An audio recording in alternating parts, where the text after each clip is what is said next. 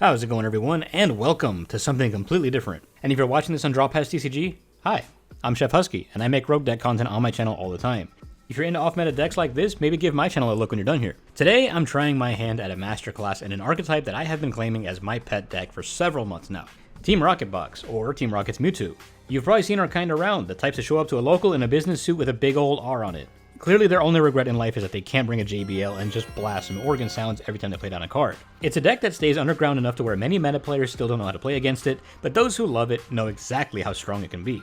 So by the end of this video, my goal is to have you understand the potential of this deck on the strength of its cards, analyze our meta matchups, and give you all the options that can help you make the most out of those matchups. Now, while there are many potential ways to build Team Rocket's cards, I'm specifically going to be honing in on the ones that run Team Rocket's Spidops as the main engine. Team Rocket's Porygon is its own self-contained engine, and things like Weezing, Crobat, and Tyranitar are all fun ways to play that don't use this engine. But some of the information in this video might be helpful for you as well. So why did I call it Team Rocket Box and not Team Rocket's Mewtwo? And the simple answer to that is that our face of the franchise, our featured Pokemon of this deck, is a tech card. It's good for a lot of matchups, which is why you often see two of them in Team Rocket's list, but it's often not needed for this deck to be successful. Spidops is plenty powerful of an attacker on its own merits, so it'll be the main focus of this video. But we will get to the Pokemon. The real stars of the show in any Team Rocket deck are the supporters. And my god, guys, if these were allowed to exist in a general meta outside of Rocket decks, they would be ban-worthy is how strong they are. These are A-spec level supporters that you can directly search for with an item, compounded with a stadium that rewards you with 2 cards every time you play one. That right there is the draw of the deck. That's the pitch, the supporters. Let's start with the heart and soul of this deck, Proton. Our own precious trolley. It says you can search for 3 basic Pokemon and it can be used going first. This card alone makes all Team Rocket variants a go first deck, which is amazing to be in a go second meta. This card is so important in this deck and so important to have a high count for because many times this deck will live and die on whether or not you can find one on turn 1. I've tracked hours worth of data to see what my win rate was in mid Arceus ladder with Proton and without Proton, and was noticing about a 20% difference in my win rate when I couldn't find it. If any card makes that much of a difference in your matchups, run 4. Granted, pretty much every Rocket deck is going to run 4 Transceivers, easily the best item in our deck. This can be used to find our Proton, effectively giving us 4 more chances to find it on turn 1. If you play Secret Box, that means we have 9 outs to Proton in our opening draw, which is pretty good. To visualize it a little bit differently, we have the ability to look at 8 cards in our opening draw, 7 with the opening hand, and then an 8th one on your top deck. If we have 9 outs to Proton, that means we have a 75% chance of pulling a way to get Proton in our starting hand, which bumps up to almost 80% if we get a 9th card from an opponent mulligan. Don't take my word for it though, let's run a couple opening hands and see how it shakes out.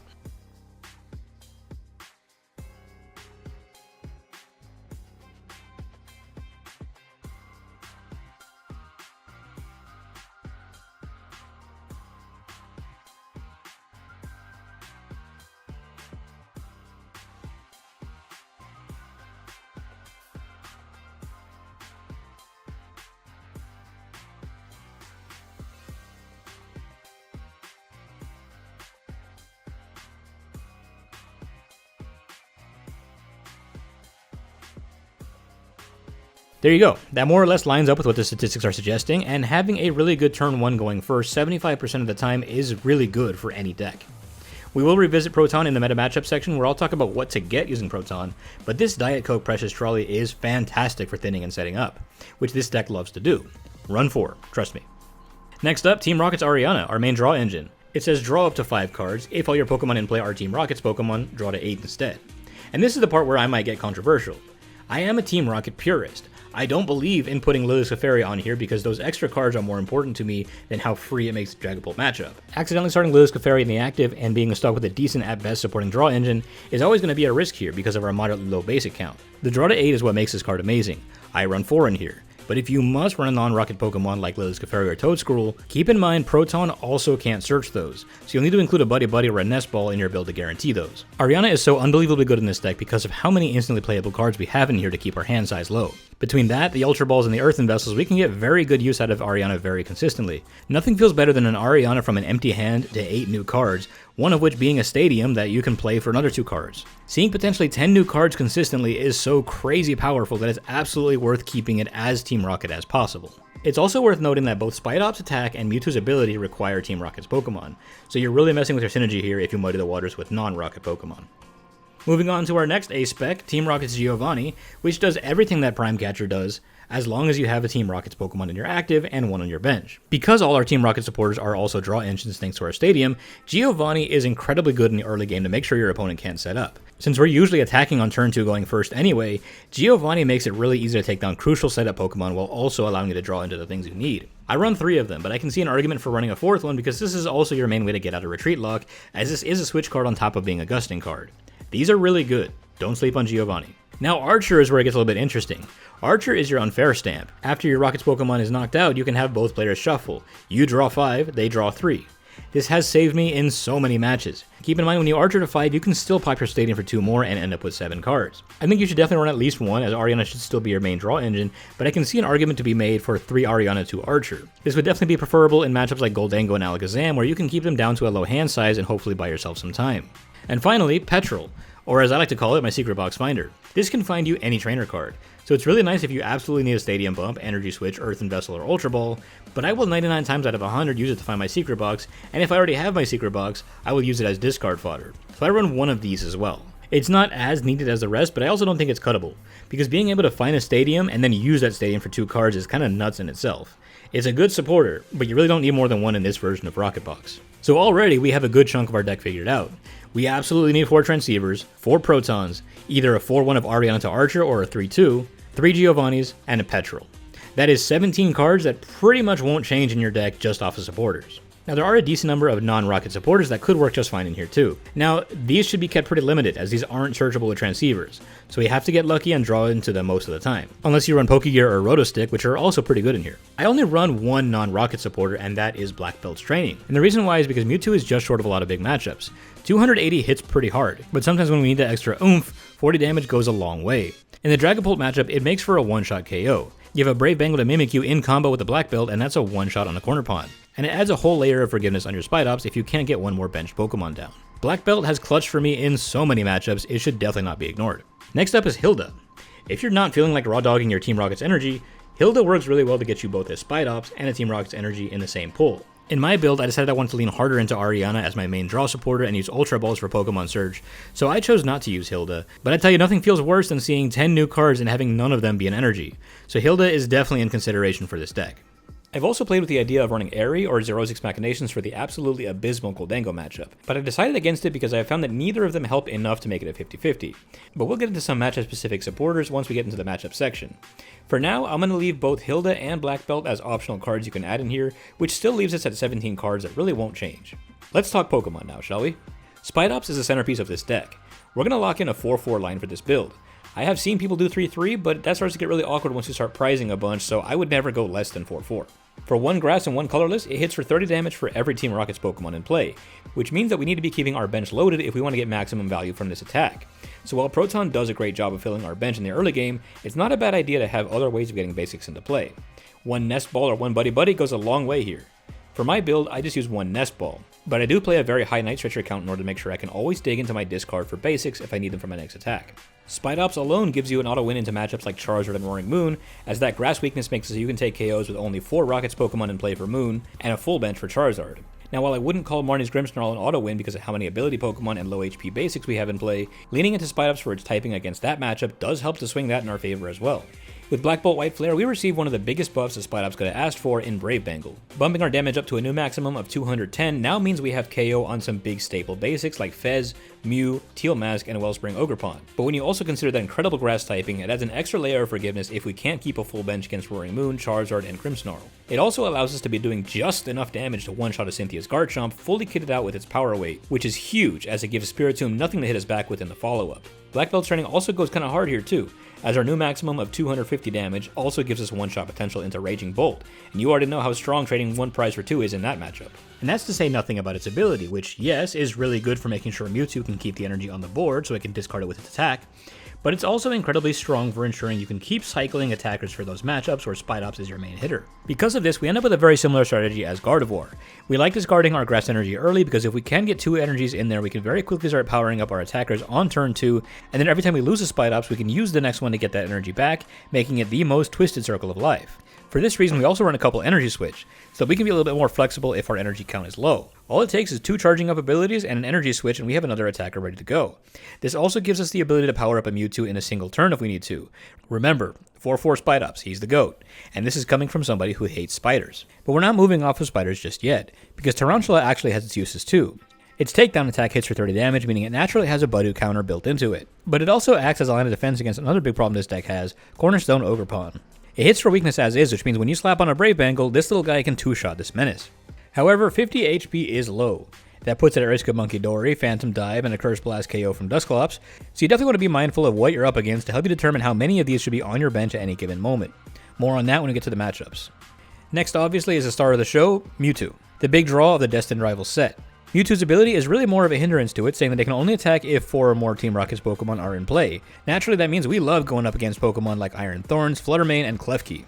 And at 280 HP, Mewtwo is the beefiest 2-prize basic Pokemon in the game, which we will almost always pair up with a Bravery Charm to put it all the way up to 330, which puts it out of range of a ton of big hitters.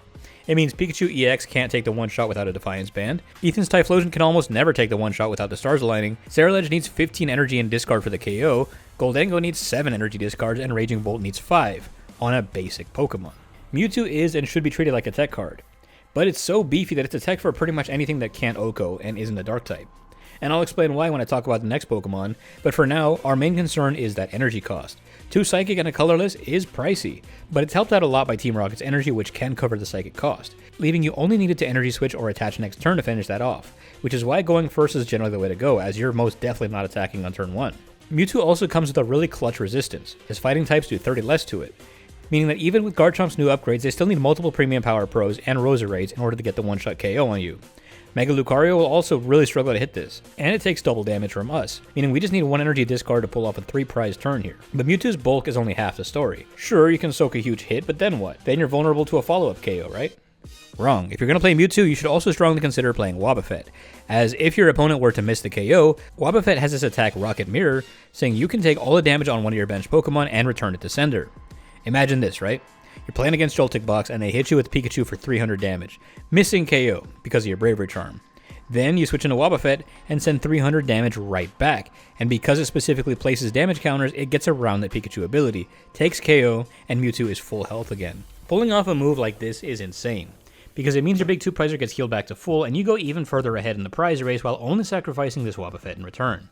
Another great use for this is also for Corner Pawn, as you can let Mewtwo soak 2 hits from Demolish, and then switch into the Wobbuffet and send that damage right back for a free KO.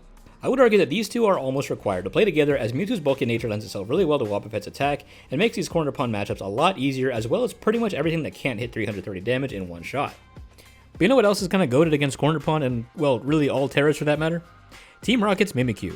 This little guy is crazy in more matchups than you think, because for 1 Psychic and 1 Colorless, it can copy any Terra attack. I don't often Phantom Dive, but when I do, it's through this guy. And this is probably the strongest argument for why Lilith's Clefairy can be pretty good in here.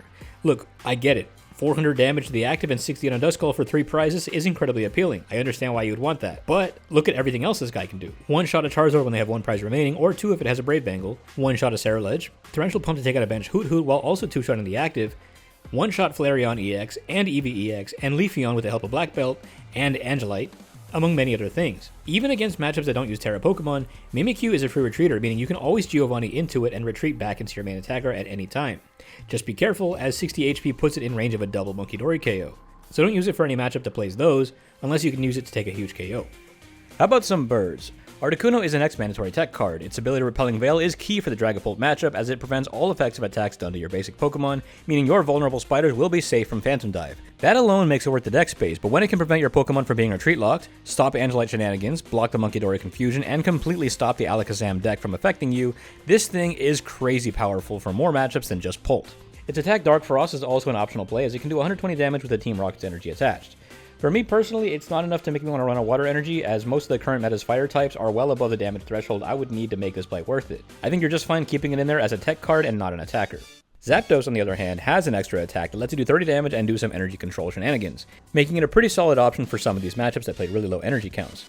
For example, most Dango lists only play 3 metal energy. Move that energy onto a Genesect with an air balloon and they need a Turo to get that off, which can really complicate their game plan. Same thing goes for Poltzard, which runs 2 different types of energy, so you can just control the Psychic energy and you can very easily keep it a Zard matchup and then bully them from there.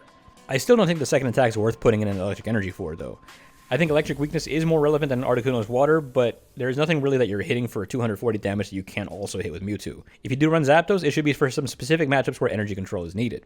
And for the third of our legendary birds, Team Rocket's Murkrow also sees some use in Team Rocket decks, as for 1 energy it can bring back your precious supporters, but remember that a Team Rocket's energy also counts as 2 dark energy. So it can also power up the Torment attack, which is another control option available to you as it prevents your opponent's Pokemon from using an attack that you choose. Personally, I think it's mid. Yeah, it sounds okay in something like Corner Pond, where if they overextend their energy, they're just kind of stuck there until you decide to break them out, but most of these decks also play a Munkidori, so that 30 damage will end up hurting you somehow as well. I don't feel like this card helps enough in any matchup for me to want to use it, but if I'm completely missing something here and it's actually cracked for one specific matchup, feel free to correct me in the comments. A much better dark type you could throw in here would be Team Rocket's Sneasel, who does at least have a very powerful bench sniping option, saying it hits for 20 damage for every damage counter on that Pokemon. So if you do miss a KO, Sneasel can come in and clean up regardless of whether you have Giovanni in hand or not. It also works pretty well in the Grimmsnarl matchup, where you'll find a lot of Pokemon who will self-damage, allowing for a pretty easy cleanup there too. All you need is 40 damage on a Munkidori and you can be knocking that out. Having a bench sniper is never a bad idea, particularly in a format where Megas are starting to go above our damage caps. It could be a totally viable play to use Spidops or Mewtwo to start an attack and then use Sneasel to finish it. That's all the Pokemon I wanted to highlight, as these are generally the most common ones you'll see. There are others that are viable if you want specific text for specific matchups, but I'll cover those a little bit more in the matchup section. But before I get into that, let me show you my Team Rocket list. 4 Spidops, 2 Mewtwo, and my additional tech cards being Mimikyu, Articuno, and Wobbuffet. Sneasel is something that I'll need to find space for eventually as more Megas start to get printed and they find their place in the meta. Secret Box is my ace spec because I like having one more chance at the Proton, and there is something really strong about hitting Secret Box, discarding 3 cards from hand, grabbing Ariana and a bunch of other things that I can immediately play down to thin out my hand, and then using that Ariana for 8 more cards. For those that run Max Belt, that makes sense to me. Being able to hit 330 on Mewtwo is incredibly strong. It helps into the Guardy and Pult matchup tremendously, but the consistency that Secret Box brings feels way too good to me, so that was the choice I made. I run max Protons, but I did include 1 Nest Ball so that my Secret Box can help me set up if I had a Petrol for it. Keeping a loaded bench is really important in most of our matchups, so having a way to search out a basic outside of our supporters is always going to be a great play. I run 2 Earthen Vessels, which is lower than some other builds I've seen. These are important because getting your energy in hand and in your discard is going to be crucial for a lot of matchups. You really don't want to be missing any attachments for turn, as pretty much everything in this deck needs 2 attachments to get rolling. The energy switches help, but you can't always rely on being able to pull one, so be mindful of that. This deck also relies on the discard as a resource, so we run a high Night Stretcher count to make sure we can always get our basics back from discard when we lose them. I wouldn't advise going any lower than 3. And the last thing I want to highlight here is the energy count. 4 Team Rocket's energy and 5 grass. That's it. I've seen people run Psychic, Water, Electric. I don't think you need it. Maybe a Prism energy if you intend to attack with your birds, but other than that, you can make this work with only 5 grass energy. 5 feels good, but if you think you can get by using 4 and make a space for something else, that's totally valid. I've just found that when I go lower than 5, they become hard to come by, as I tend to always prize 2 grass energy all the time. Alright, now finally, we're getting to the matchups. And I'm going to go in order of online meta share. That means we start with Gardevoir, which was a 50-50 when Destined Rivals came out, but seems to get a little worse every time Gardevoir gets new toys to play with. In this matchup, your Proton should be getting you a Mewtwo and 2 Tarountulas. You want to avoid benching low HP Pokemon like Mimikyu at all in this matchup, as 2 Munkidori spell immediate death for that and for any Tarountulas you don't evolve, so be very careful with your bench. The rest of it should be filled with things that have higher HP, a second Mewtwo, Wobbuffet, Articuno. You still want that bench to be full, but Munkidori is your biggest threat, so you should be using your Giovannis to take those out in the early game to buy you some time. The Max Belt build is better in this matchup, as you have a way of one-shotting Gardevoir as long as you are able to get 2 discards off. Unfortunately, with the Secret Box build, doing that is not as easy. So with this build, we're better off taking out their 1-prizers and forcing them to use their Night Stretchers early. Remember, 330 HP is really hard for them to hit. They'll need a Drifloon, 5 Psychic Embrace attachments, and a Munkidori Ping to KO Mewtwo, which is not impossible, but if you can set up faster, they'll definitely struggle with that. Basically, if either player misses a KO, that player loses. So we want to make it more likely for them to miss one by keeping our HP high and targeting down anything that helps them hit those high numbers. The Guardian matchup is an endurance test, but it's not impossible. Beware of Mew, who is able to copy Erasure Ball for up to 280 and use that to get energy into the discard. It does help that it has low HP and can be easily taken out for a follow-up KO from Spidops, but that's another play you want to be mindful of. We actually like the Jellicent build a little bit better, as the strength of this deck comes from its supporters, not its items. If you see a Frillish, make sure to use your Transceiver for the supporter you want on turn 1, even if you can't use it yet. The worst thing they can do to you is trap something in the active that you can't air balloon out because you can't play tools, and your Transceivers can't get you what you need. Giovanni is your most powerful weapon here. If you can break yourself free from the item lock, you're set. Mewtwo can one-shot Jellicent, and Jellicent doesn't hit nearly hard enough to do anything meaningful to us. So as long as you can play it smart, keep your hand size low so you don't get locked out of Ariana, and manage your Giovanni as well, you'll be alright here. A tech card to include if you're struggling in this matchup would be Tool Scrapper, as that gives you a free KO on a Bravery Charm Drifloon, which can really help you get ahead on prizes in what's already a race to 6. Never underestimate the power of a mid-turn KO in the Guardy matchup. Now Dragapult is the whole reason why I latched onto this deck.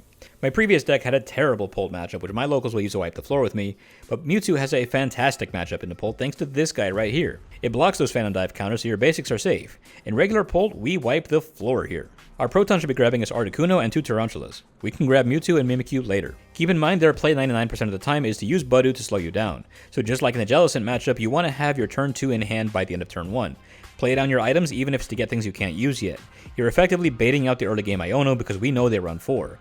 We would much rather they use it in the early game than in the late game to put you down to 1 card. By the end of turn 1, you should leave Tarountula in the active if possible, because you can use its takedown attack to take a cheeky KO on Budu if nothing else works. Hang on to your Arianas if possible, because the late game Iono is their favorite play, and nothing makes them more upset than when they Iono you into a Transceiver or an Ariana. Trust. Dragapult will always target your Articuno, so the Night Stretcher is your best friend here. If they can't take extra KOs on the bench, Dragapult starts to flop pretty hard. The Dragapult Dusknoir matchup is much more of a 50-50, but it's still very winnable. Main difference is you want your Bravery Charm to go on the Articuno so they can't just pop Curse Blast and proceed to bully your bench anyway. Mimikyu is a lot more relevant in this matchup, because if they evolve their Pult too early, you can just Giovanni it up and take 200 damage on the active and knock a Duskull in the back way before they're ready.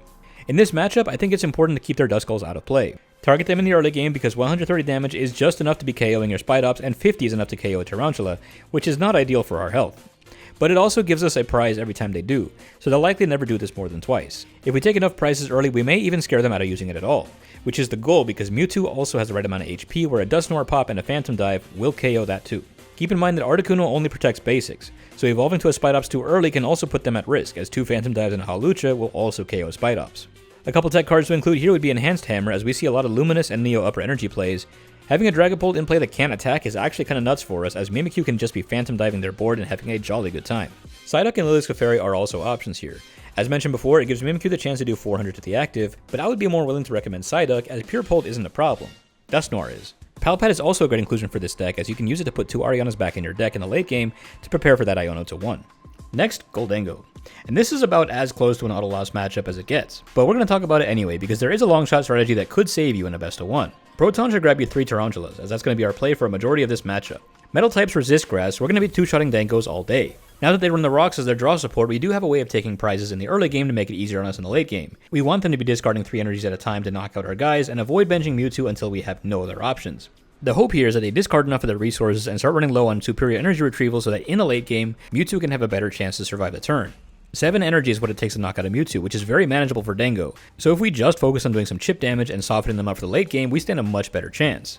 If Spidops hits for 120 damage, Mewtwo can follow up later and do the other 160 and take KO here. Going higher in the archer count can also be a play that saves you, if not for the fact that this deck has so many draw options. This one is not fun, but here are a couple options that can help you get this a little bit closer to a 50-50. One of them is Airy. If we can get them to lose their superior energy retrievals, Mewtwo will have a much easier time cleaning up.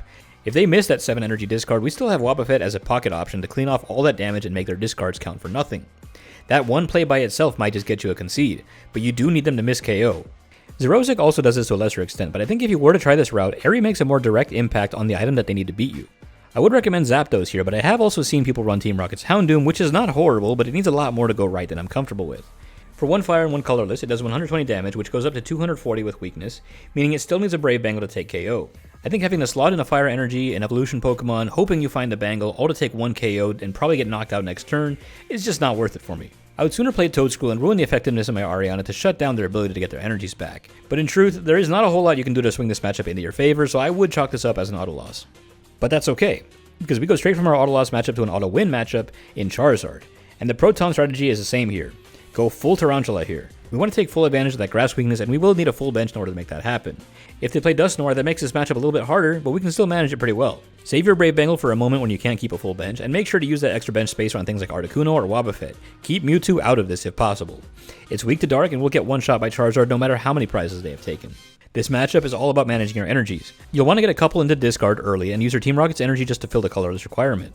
Alternatively, you could save one for the late game where Mimikyu can copy Charizard's attack for a one-shot KO with 1 prize remaining. Give him a Brave Bangle and he can do it with 2.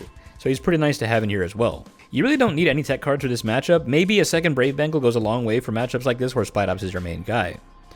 Marnie's Grimmsnarl plays very similar. as it's also a dark type attacker. The main difference is you need to be more careful with your bench, as Articuno has an ability and multiple Monkey-Dories mean Mimikyu is in severe danger at all times. You still don't want Mewtwo anywhere near this matchup, as Grimmsnarl still takes the one-shot. One thing to our benefit though is that Frost Lass effectively means Grimmsnarl only has 300 HP, as it takes 1 damage counter on the pass to you and 1 more on the pass back. So we generally only need 5 Pokemon in play to get a one-shot with Spidops. Wobbuffet can also be really clutch in this one, as if one of your Spidops starts to take too much damage, you can use Rocket Mirror to send it all off to a Frost Lass and take that KO and give it a new lease on life.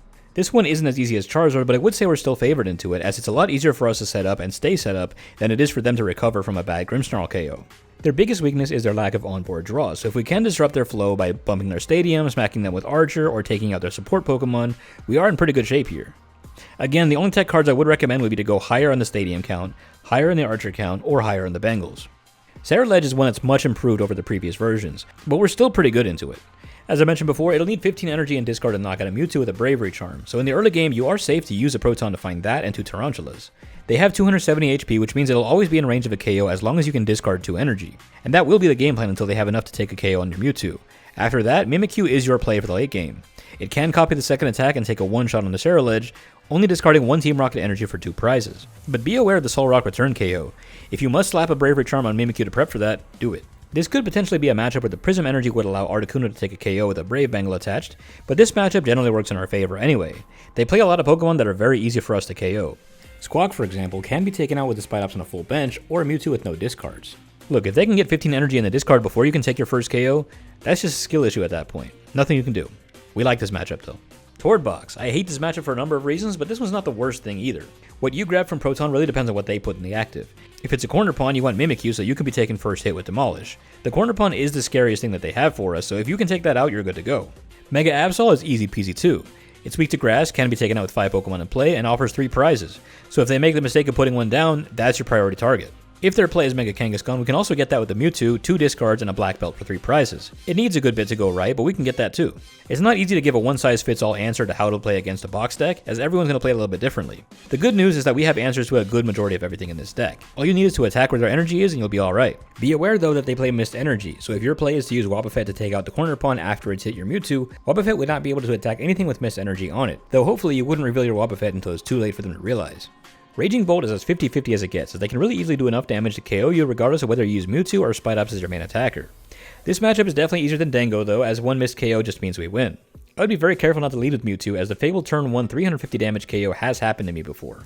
It takes a really good Sada and a bunch of Ogre Pawns to make that happen, but they can hit knockouts on turn 1 if you're not careful. Bravery Charm does complicate the math here, requiring 1 more energy on board, but always assume they can get enough energy in play. Don't put Mewtwo in the active unless it's ready to attack. It's never a bad idea to target where their energy is. Taking out their Ogre Pawns just requires 1 energy discard from Mewtwo and really disrupts any effort to get a follow-up attack going. Like I mentioned, if they were to miss KO and hit 280 damage on a Bravery Charm Mewtwo, that's where Wobbuffet shines. You can switch your Giovanni into it and obliterate one of their 2 prizes and make all that energy and the Sada they use to make it happen go to waste. That is devastating for their board state. Going higher on the Archer count could also be a great play in here, particularly after they've evolved their Hoot Hoots. I was able to wipe out a Bolt player just by forcing them to have 2 turns of no attack, just by bringing them down to 3 cards after they use their Noctowls to grab the things they need. And Zoroark is very much the same as Charizard for us in that it has grass weakness. The main difference is that Zoroark has kind of become a box deck itself. You see it with things like Crustle, Corner Pawn, Monkey-Dory. Some don't even play Darmanitan anymore, which is actually a good thing because taking out 2 Tarantulas in one go is a little bit rough. But just like with the other dark types, the strategy is very similar. Don't play Mewtwo, lean into Spidops. If they run Crustle, great, Spidops eats those for breakfast. If they run Corner Pawn, panic, but not too loudly because we do have options for that too. Basically everything that applied to Charizard applies to this matchup too, so I won't waste your time rehashing all that. And the last one to cover today is Terra Box. And this one I would say is also favored for us because of Mimikyu.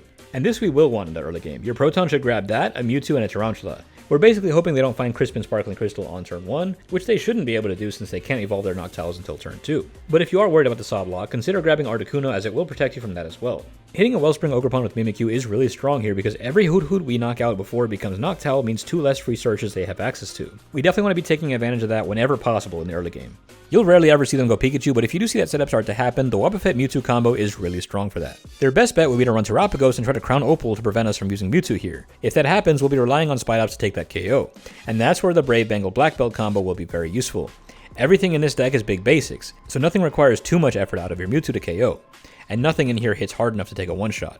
So definitely lean into Mewtwo, Wobbuffet, and Mimikyu for this one. All in all, we're not bad into the top 10. Only 1 auto loss and 2 unfavored matchups into what is mostly favored for us. I think Team Rocket is super slept on and just needs the right pilots and the right techs for some sneaky wins. This was definitely my most involved video that I've ever made, so I thank you for making it all the way through this masterclass. If you like what you saw, please consider subscribing and let me know in the comments how you'd like to play this deck, or let me know if you'd like another masterclass on another Rogue deck. My buddy Ginge TCG also makes Rogue masterclasses, and it's all available for free here on the Draw Pass TCG channel. Once again, thank you all for watching, and I'll see you next time.